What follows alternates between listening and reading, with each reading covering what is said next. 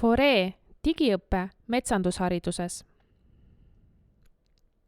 E-õppe võimalused, kuidas tehnoloogiad täiustavad traditsioonilist haridust, lõimuvad sellega ning muudavad selle tõhusamaks ja interaktiivsemaks. Tehnoloogia on areneva õpimaailma edasiviiv jõud. Näiteks saab traditsioonilise lähiõppe klassiruumis asendada videoga e-õppekeskkonnas või reaalajas veebiseansiga. Klassis tehtava testi saab asendada viktoriiniga publiku kaasamise platvormidel või kasutada teisi digitööriistu.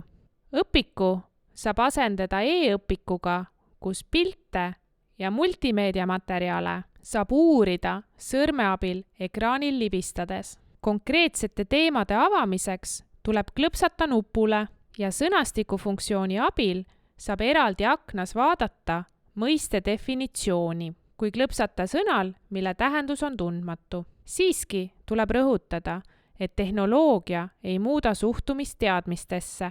See protsess jääb alles, tänu millele õppur mõistab uusi teadmisi, muudab need uueks pikaaegse mälu sisuks ja suudab vastata teema kohta esitatud küsimustele. Seega on tehnoloogia roll uuendada õpivahendeid ja täiustada õpikeskkonda, et muuta õppimine lihtsamaks, dünaamilisemaks, kaasavamaks ja interaktiivsemaks.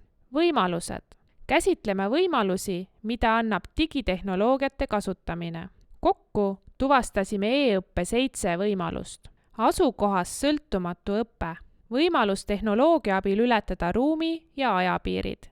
Õpiprotsess võib toimuda igal ajal ja igal pool. Aktiivne teadmiste loomine. Tähenduse kujundamine. Tehnoloogia aitab õppuritel teadmiste omandaja asemel olla teadmiste looja ja aktiivselt õpiprotsessis osaleda. Multimodaalne tähendus. Tekst, pildid, heli, andmed. Digitehnoloogiad laiendavad tööriistade valikut, mida teadmiste andmisel kasutada. Õppimiseks ja omandatud teadmiste esitamiseks saab kasutada linke, tekste, diagramme, tabeleid, andmekogumeid, videodokumentatsiooni, audiosalvestust ja muud meediat. Tsükliline tagasiside, kujundav hindamine. Tagasiside on õppimise tuum, kuna see aitab mõista, kuidas toimub õpiprotsessis areng.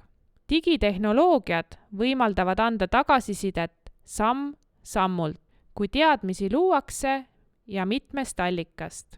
Näiteks eakaaslastelt, enesehinnanguna, koolitajalt, vanematelt, ekspertitelt ja nii edasi. Arukas koostöö, kasutatavad teadmised.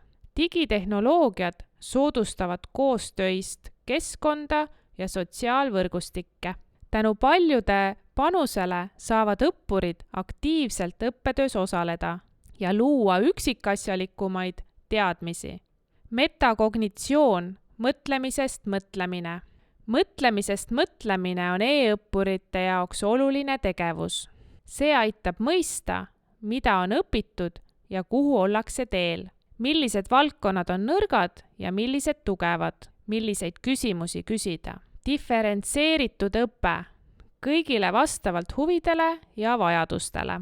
Digitehnoloogiate abil saab õpikogemuse muuta personaalseks ja kohandada kursust vastavalt õppuri vajadustele ja huvile. Kõik ei õpi ju sarnasel viisil.